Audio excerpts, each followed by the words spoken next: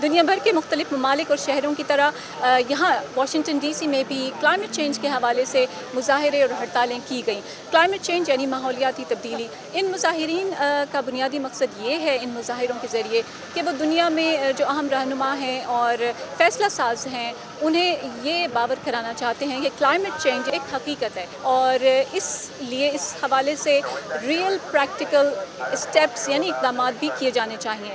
اور یہاں پر جو میری منتظمین سے بات ہوئی ہے ان کا یہ کہنا ہے کہ مختلف مظاہروں میں تقریباً 15,000 سے 20,000 افراد نے شرکت کی ہے۔ میری کچھ لوگوں سے بات بھی ہوئی، وہ آپ کو سناتے ہیں۔ میں یہاں لوگوں کو یہ بتانے آیا ہوں کہ ہمیں ماحول کی بقا کے لیے اقدامات کرنے ہوں گے۔ ہم یہاں ملک کے دارالحکومت میں ایک سنجیدہ بیان دینے کے لیے جمع ہوئے ہیں کہ امریکہ کو بھی باقی دنیا کی طرح ماحولیاتی تبدیلیوں کو سنجیدگی سے لینا ہوگا۔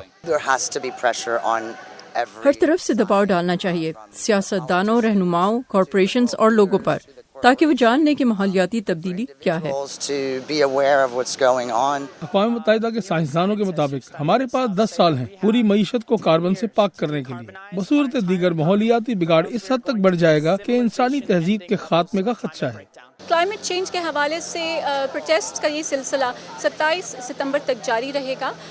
ایک اور اہم وجہ جس وجہ سے واشنگٹن ڈی سی میں ان مظاہروں کا اہتمام کیا گیا وہ یہ ہے کہ صدر ٹرمپ کئی بار یہ کہہ چکے ہیں کہ وہ گلوبل وارمنگ اس کو وہ مانتے ہی نہیں ہیں، اور بہت سی ان کی پالیسیز بھی ایسی ہیں جنہیں تنقید کا نشانہ بنایا گیا۔ تو واشنگٹن ڈی سی میں نوجوان اور زندگی کے ہر شعبے سے تعلق رکھنے والے افراد یہ باور کرانا چاہتے نہ صرف صدر ٹرمپ کو بلکہ دیگر رہنماؤں کو بھی کہ کلائمیٹ چینج ایک حقیقت ہے، ایک حقیقی مسئلہ ہے، اور اس کے حل کے لیے حقیقی اقدامات کی ضرورت ہے۔ اسی وجہ سے یہ واشنگٹن ڈی سی میں بھی یہ مظاہرے ہو رہے ہیں، اور دنیا کے دیگر ممالک میں بھی یہ مظاہروں کا سلسلہ جاری ہے۔